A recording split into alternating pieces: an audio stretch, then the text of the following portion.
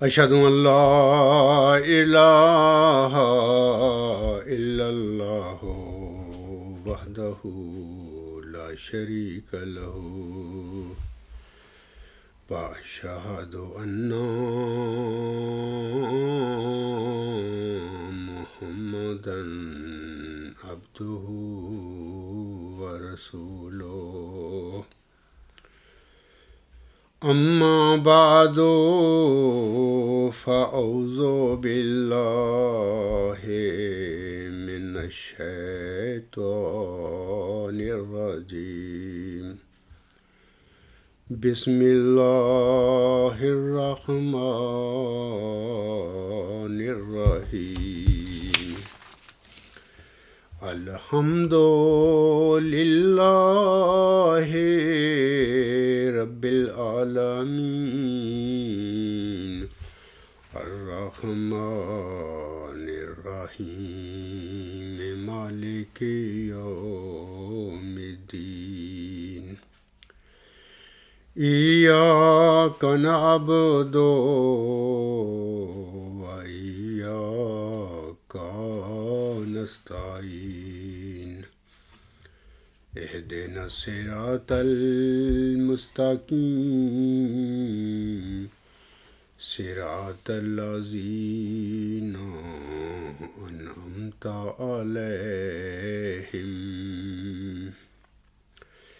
صراط الذین انعمت علیہم غیر المغضوب علیہم ولا الضالین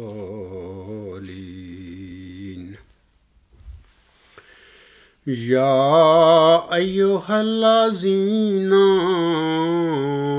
آمنوا کتب علیکم الصیام کما کتب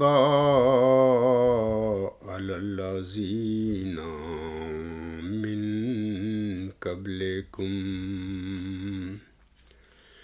لعلکم تتقون ایاما معدودات فمن کان منکم مریضا او علی سفر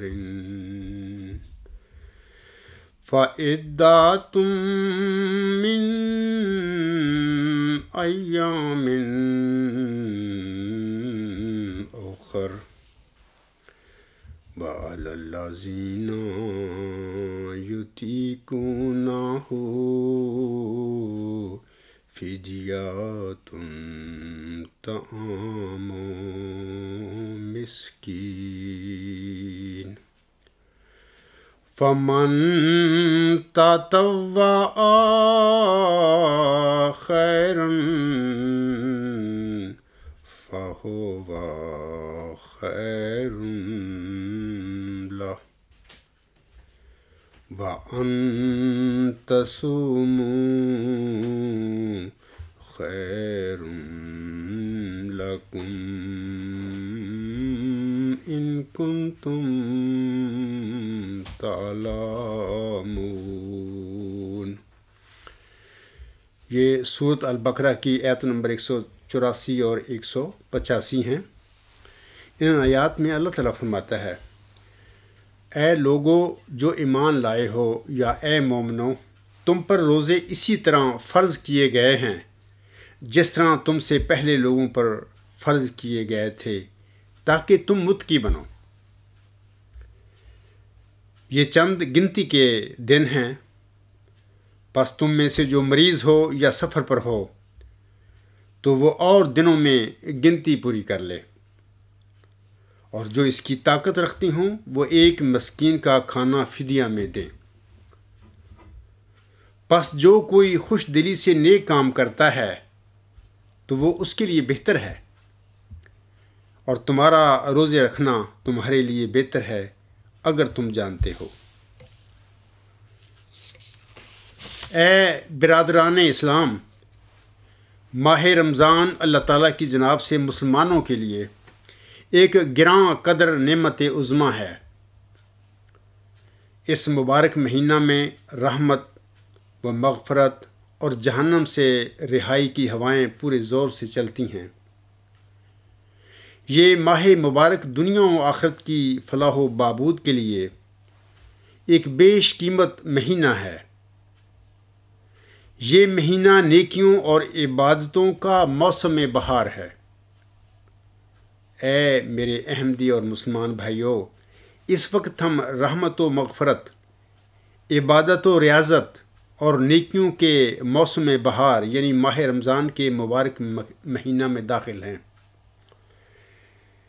اسی مبارک مہینہ میں رشد و ہدایت کا ابدی خزینہ، آخری الہامی کتاب، دین و دنیا میں بھلائی اور نجات کا دائمی نسخہ اور ضابطہ، حضرت صلی اللہ علیہ وسلم کا عظیم معجزہ، اللہ تعالیٰ کی وحی کا آخری سرچشمہ، قرآن عظیم یعنی قرآن کریم بنی نوع انسان کی ہدایت کے لیے نازل ہوا تھا۔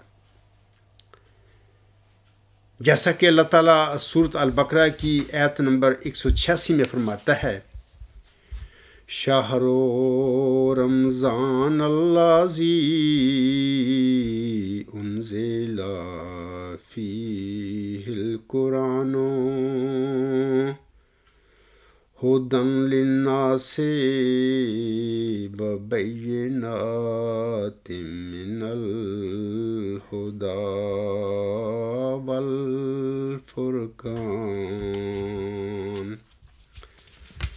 اللہ فرماتا ہے رمضان وہ مہینہ ہے جس میں قرآن لوگوں کی ہدایت کے لیے نازل کیا گیا، اور اس میں ہدایت کے لیے کھلے کھلے نشانات اور حق اور باطل میں فرق کرنے والے امور ہیں۔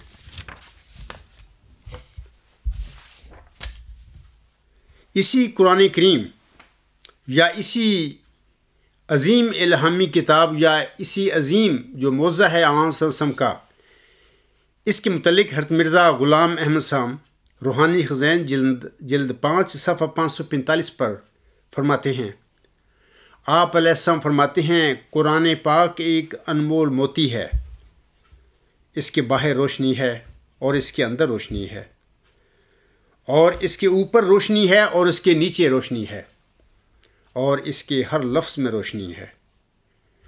یہ ایک روحانی باغ ہے جس کے ڈھکے ہوئے پھل آسانی سے توڑے جا سکتے ہیں، اور اس میں نہریں بہتی ہیں، ہر خوش بختی کا پھل اس میں پایا جاتا ہے، اور ہر شمع اس سے روشن کی جا سکتی ہے۔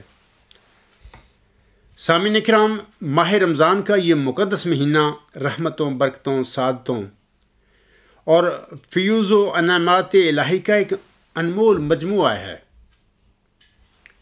مومن اس مقدس مہینے کا سال بھر انتظار کرتے ہیں اور اس کے استقبال کے لیے دل و جان سے فرشیرا ہوتے ہیں۔ اس مہینہ میں رحمت و مغفرت کی ہوائیں چلتی ہیں۔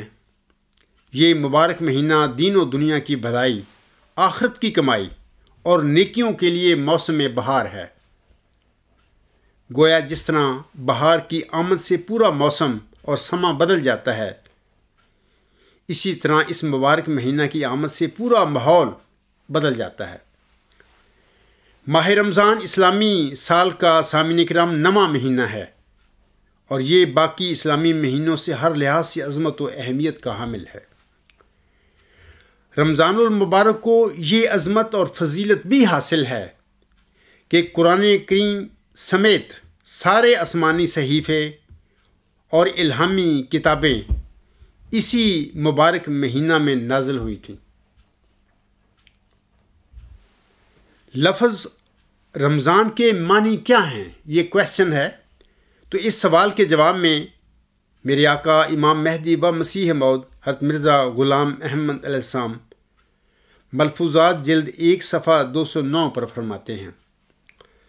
آپ علیہ السلام فرماتے ہیں رمز سورج کی تپش کو کہتے ہیں رمضان میں چونکہ انسان اکل و شرب اور تمام جسمانی لذتوں پر صبر کرتا ہے، دوسرے اللہ تعالیٰ کے احکام کے لیے ایک حرارت اور جوش پیدا کرتا ہے۔ روحانی اور جسمانی حرارت اور تپش مل کر رمضان ہوا۔ اہل لغت جو کہتے ہیں کہ گرمی کے مہینہ میں آیا اس لیے رمضان کہلایا، میرے نزدیک یہ صحیح نہیں ہے، کیونکہ عرب کے لیے یہ خصوصیت نہیں ہو سکتی۔ مقصد حضور صلی اللہ علیہ وسلم کا کہنے کا ہے یہ عرب کا تو موسم ہی بہت گرم ہوتا ہے۔ آگے حضور فرماتی ہیں روحانی رمز سے مراد روحانی ذوق و شوق اور حرارت دینی ہوتی ہے۔ رمز اس حرارت کو بھی کہتے ہیں جس سے پتھر وغیرہ گرم ہو جاتے ہیں۔ حضرت عبادہ بن صامت رضی اللہ تعالی عنہ سے مروی ہے کہ جب رمضان کا مبارک مہینہ آتا تو حضرت صلی اللہ علیہ وسلم ہمیں یہ دعائیہ کلمات پڑھنے کی تلقین فرماتے: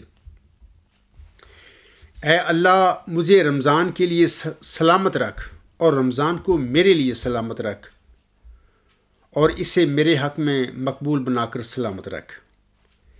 اس ماہ مبارک کو اللہ تبارک و تعالیٰ نے نزول قرآن اور رحمت العالمین حضرت محمد مصطفیٰ اور احمد مجتبیٰ صلی اللہ علیہ وسلم نے رحمت، مغفرت اور جہنم سے نجات کا مہینہ قرار دیا ہے۔ اس مبارک مہینہ میں شیطانی قوتیں مغلوب کر دی جاتی ہیں اور نیکی و پرہیزگاری کی فضا غالب آ جاتی ہے۔ مسلم معاشرے روحانی رنگ میں رنگین ہو جاتے ہیں۔ سحر خیزی اور افطار کے مناظر بڑے دل آویز اور ایمان افروز ہوتے ہیں۔ سرور کائنات آقا دو جہان حضرت صلی اللہ علیہ وسلم نے فرمایا ہے کہ یہ ماہ مبارک صبر و رضا اور ایثار و ہمدردی کا مہینہ ہے۔ ضبط نفس اور ہمدردی و غمخواری کو اس مہینہ سے ایک خاص نسبت ہے۔ یہ مہینہ تزکیہ نفس، تعمیر شخصیت، تطہیر قلب اور انسانوں کی ظاہری و باطنی اصلاح اور بھلائی کے لیے بڑا مؤثر اور انتہائی کارگر ہے۔ آپ صلی اللہ علیہ وسلم نے فرمایا ہے کہ اس کا پہلا عشرہ رحمت، دوسرا مغفرت اور تیسرا جہنم سے آزادی اور نجات ہے۔ اس مبارک مہینے کی آمد پر حضرت صلی اللہ علیہ وسلم نے ایک اثر انگیز تعارفی خطبہ ارشاد فرمایا اور اس میں آپ صلی اللہ علیہ وسلم نے اس مہینے کی عظمت و اہمیت اور قدر و منزلت کو اجاگر فرمایا۔ اسی ضمن میں حضرت سلمان فارسی رضی اللہ تعالی عنہ ارشاد فرماتے ہیں کہ شعبان کی آخری تاریخ کو رسول اللہ صلی اللہ علیہ وسلم منبر پر جلوہ افروز ہوئے اور آپ صلی اللہ علیہ وآلہ وسلم نے ارشاد فرمایا: اے لوگو، تم پر ایک عظیم اور مبارک مہینہ سایہ افغن ہونے والا ہے، ایسا مہینہ جس میں ایک ایسی رات یعنی لیلۃ القدر ہے جو 1000 مہینوں سے بڑھ کر ہے۔ اللہ تعالیٰ نے اس مہینے کے دنوں کے روزے فرض اور راتوں کی عبادت باعث اجر و ثواب قرار دی ہے۔ جو شخص اس مہینے میں ایک نیک عمل کے ذریعے قرب خداوندی کا طالب ہو، وہ ایسا ہی ہے جیسے دیگر مہینوں میں فرض عمل کرے، اور جو شخص کوئی فریضہ بجا لائے یعنی فرض عمل کرے، وہ ایسا ہے جیسے دیگر مہینوں میں کوئی 70 فرض ادا کرے۔ یعنی اس مہینے میں نفل کا ثواب فرض کے برابر ہے اور فرض کا ثواب 70 گنا زیادہ ہے۔ پھر حضرت صلی اللہ علیہ وسلم نے فرمایا: لوگو، یہ صبر کا مہینہ ہے اور صبر کا اجر اور بدلہ جنت ہے۔ یہ لوگوں کے ساتھ ہمدردی اور غمخواری کا مہینہ ہے۔ اس میں بندہ مومن کا رزق بڑھا دیا جاتا ہے۔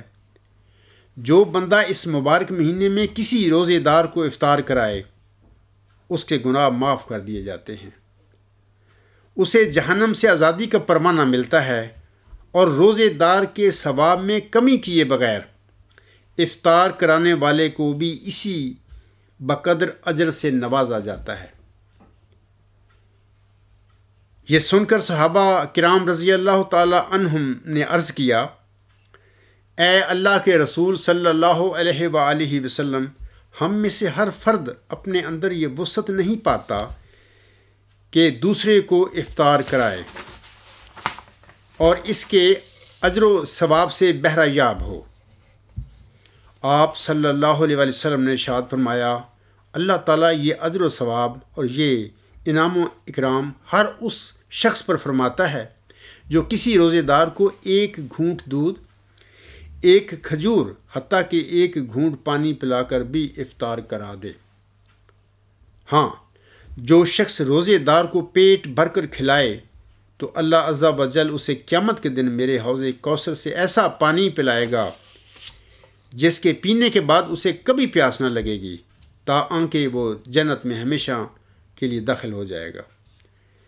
پھر آپ صلی اللہ علیہ وآلہ وسلم نے ارشاد فرمایا، یہ ایسا مہینہ ہے جس کا پہلا عشرہ رحمت، درمیانی عشرہ مغفرت اور آخری عشرہ جہنم سے آزادی کا ہے۔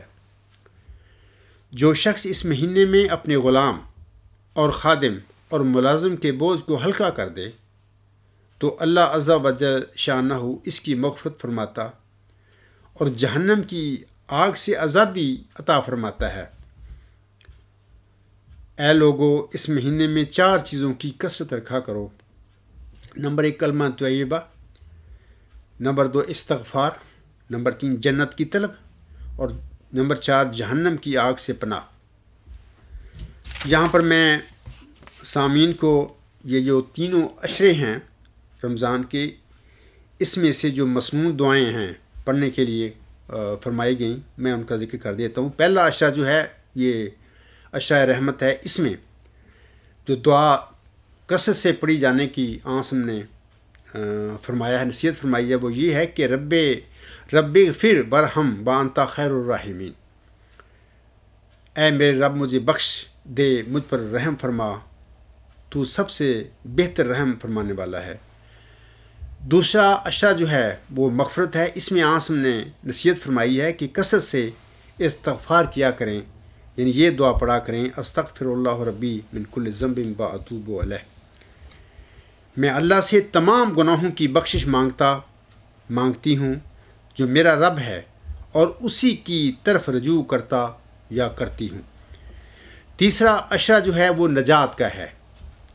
اس میں آنسم نے فرمایا ہے کہ یہ دعا کثرت سے پڑھا کریں، اللہم انکا عفو تحب العفو فاعف عنا، اے اللہ بے شک تو معاف کرنے والا ہے، معاف کرنے کو پسند کرتا ہے، پس ہمیں معاف فرما دے۔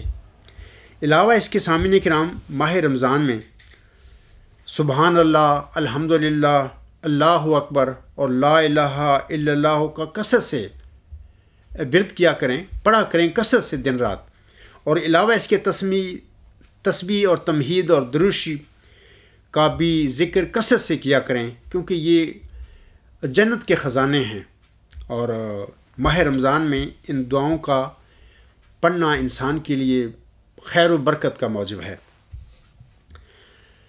حضرت صلی اللہ علیہ وسلم کا مذکورہ جامعہ خطبہ ہمیں نہ صرف سامعین کرام رمضان المبارک کی عظمت و اہمیت اور قدر و منزلت سے آگاہ فرماتا ہے، جس کا ابھی میں نے ذکر کیا ہے، بلکہ اس مہینے کی معمولات اور اہمیت کو بھی اجاگر کرتا ہے۔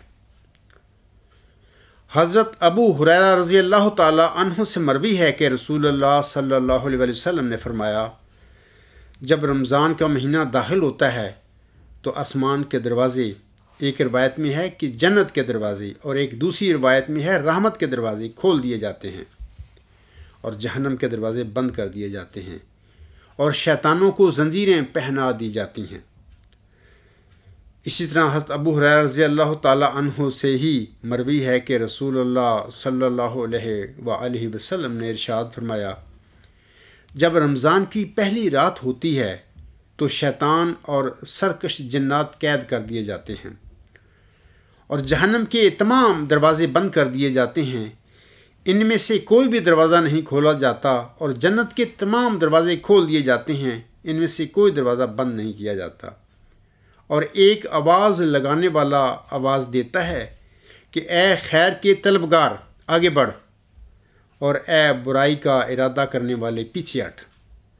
اور اللہ کے لیے رمضان المبارک میں بہت سے لوگ جہنم سے آزاد ہوتے ہیں، اور یہ معاملہ ہر رات ہوتا ہے۔ اسی طرح حضرت عبداللہ بن مسعود رضی اللہ تعالی عنہ سے روایت ہے کہ سرور کائنات صلی اللہ علیہ وسلم نے ارشاد فرمایا، جب رمضان کے مہینے کی پہلی شب ہوتی ہے تو جنت کے دروازے کھول دیے جاتے ہیں، ان میں سے کوئی ایک بھی دروازہ پورے مہینے بند نہیں ہوتا، اور دوزخ کے دروازے بند کر دیے جاتے ہیں، اس دوران کوئی ایک دروازہ بھی نہیں کھلتا۔ سرکش جنات قید کر دیے جاتے ہیں، اور رمضان المبارک کی ہر رات میں ایک آواز لگانے والا صبح صادق تک یہ آواز لگاتا رہتا ہے کہ اے بھلائی اور نیکی کے تلاش کرنے والے، نیکی کا ارادہ کر اور خوش ہو جا، اور اے بدی کا قصد کرنے والے رک جا۔ اور یہ بھی ندا لگائی جاتی ہے، کوئی گناہوں کی معافی کا خواہش مند ہے کہ اس کے گناہ معاف کر دیے جائیں؟ کوئی توبہ کرنے والا ہے کہ اس کی توبہ قبول کر لی جائے؟ کوئی حاجت مند ہے کہ اس کی حاجت اور سوال پورا کر دیا جائے؟ اور رمضان کے مہینے میں روزانہ افطار کے وقت 60,000 افراد جہنم سے آزاد کیے جاتے ہیں، اور جب عید الفطر کا دن ہوتا ہے تو اللہ تعالیٰ اتنی ہی تعداد میں لوگوں کو جہنم سے بری فرماتا ہے، مجموعی طور پر جتنی تعداد میں پورے مہینے میں آزاد فرماتا ہے۔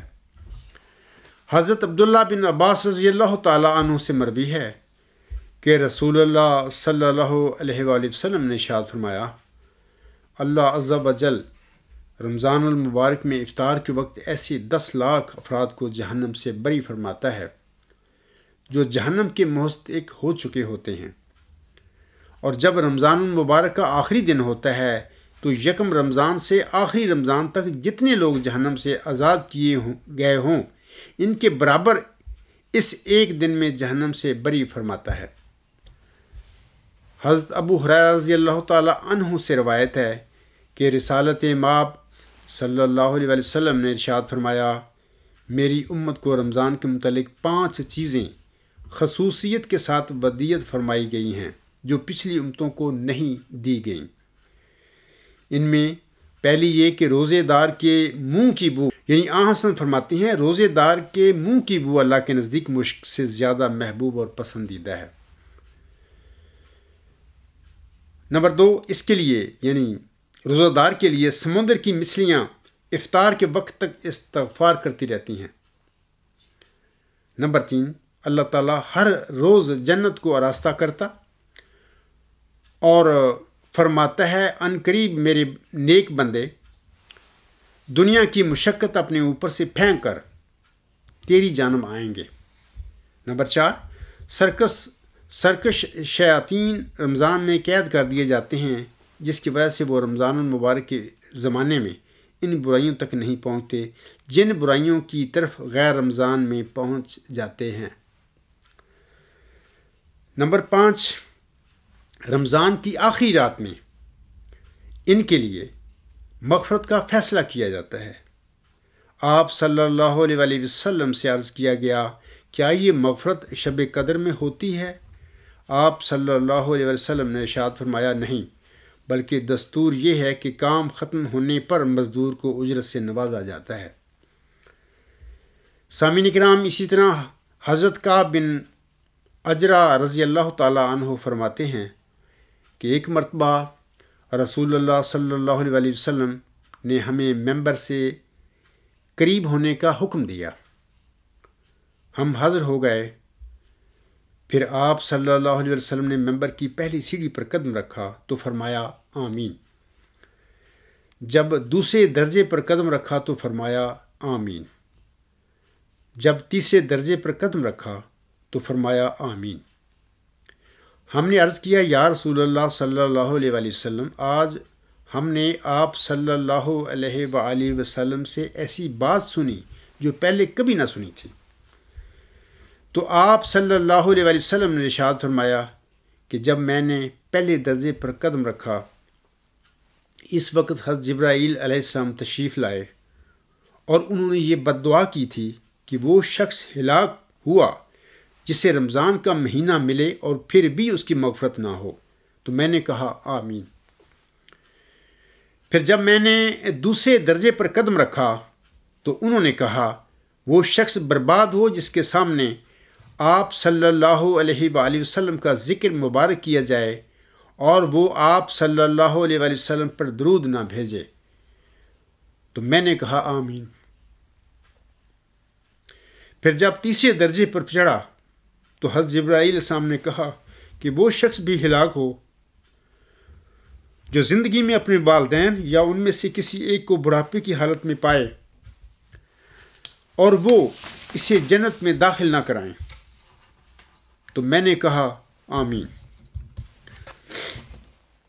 سامعین کرام،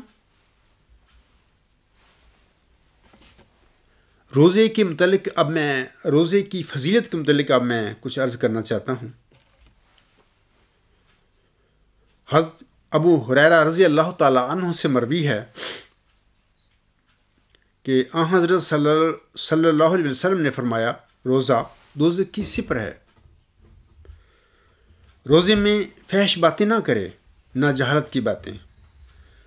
اگر کوئی آدمی اس سے لڑائی کرے یا گالی دے تو 2 بار کہہ دے میں روزہ دار ہوں، قسم اس کی جس کے ہاتھ میں میری جان ہے۔ آنسم فرماتے ہیں روزہ دار کے منہ کی بو اللہ کے نزدیک مشک کی خوشبو سے بہتر ہے۔ اللہ فرماتا ہے روزہ دار میرے لیے اپنا کھانا پانی چھوڑ دیتا ہے اور اپنی خواہش ترک کر دیتا ہے۔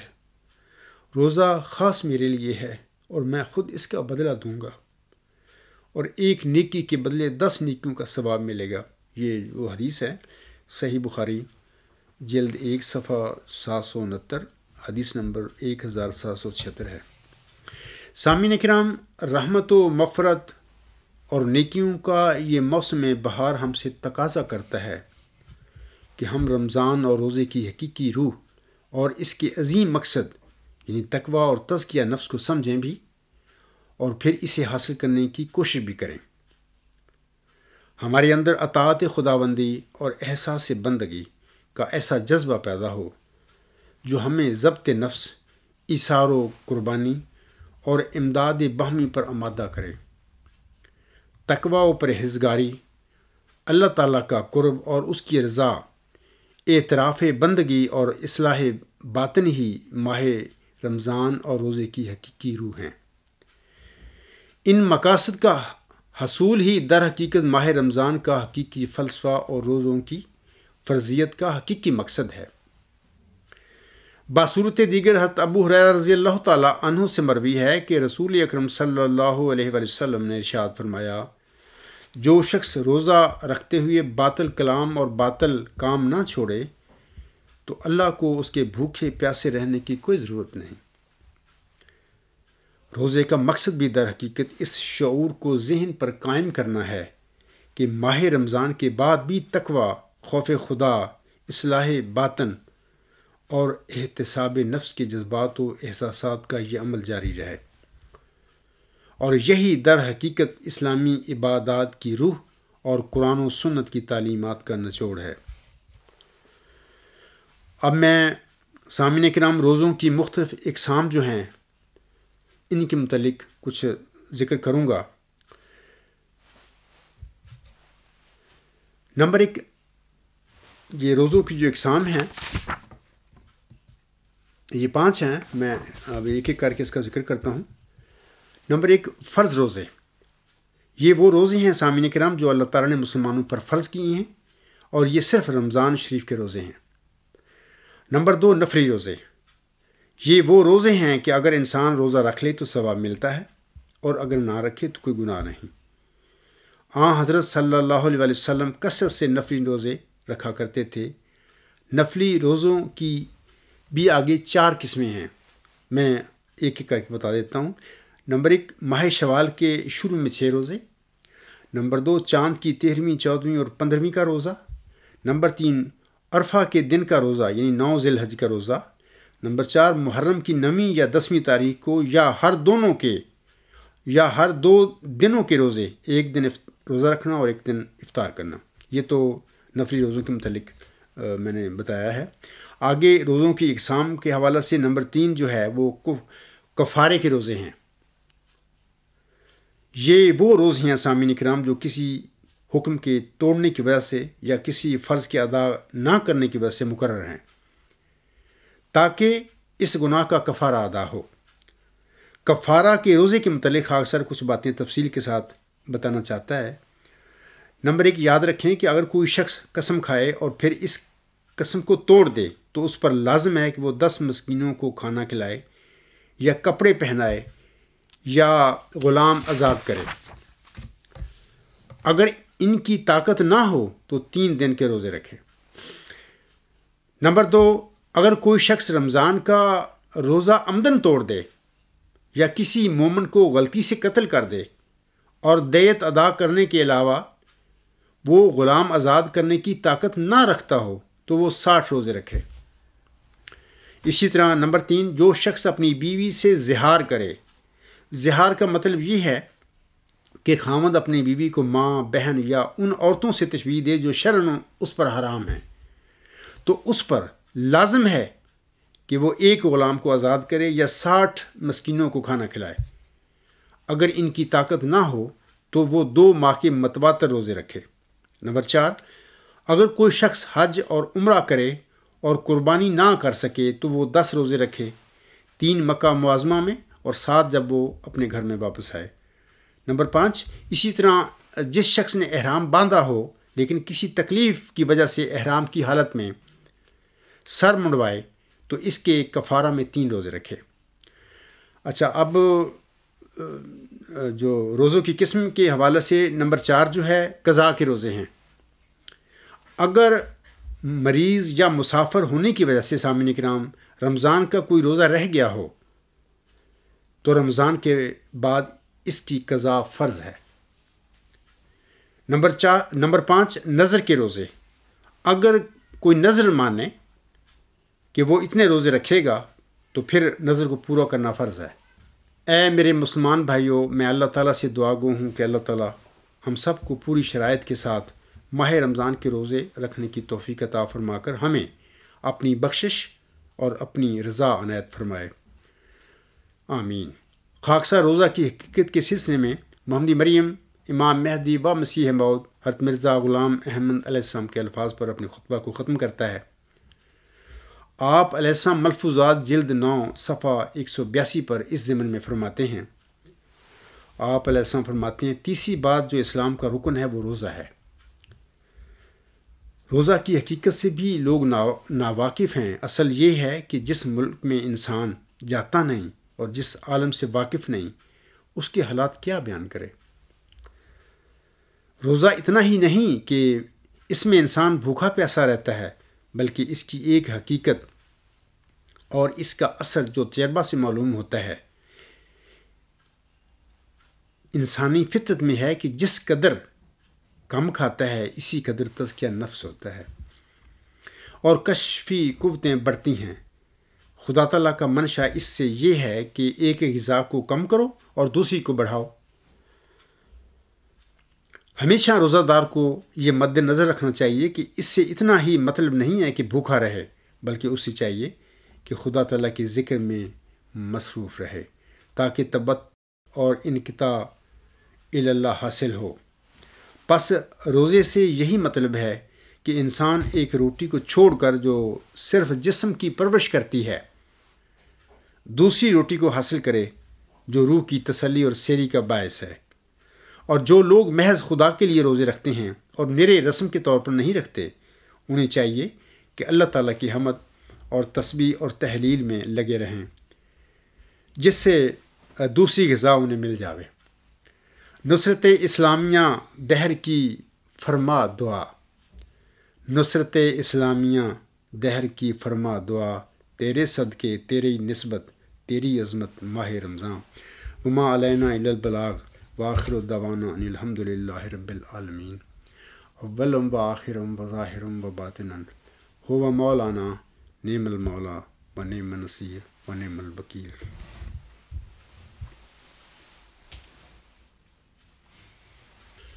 الحمد للہ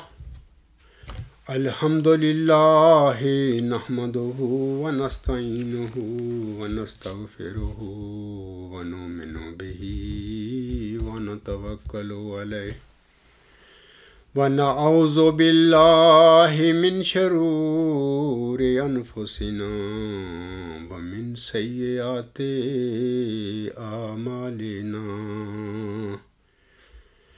من يهده الله فلا مضل له ومن يضلله فلا هادي له ونشهد أن لا إله إلا الله ونشهد أن محمدا عبده ورسوله. عباد الله رحمكم الله إن الله يأمر بالعدل والإحسان وإيتاء ذي القربى وينهى عن الفحشاء والمنكر والبغي يعظكم لعلكم تذكرون. اذكروا الله يذكركم وادعوه يستجب لكم ولذكر الله أكبر.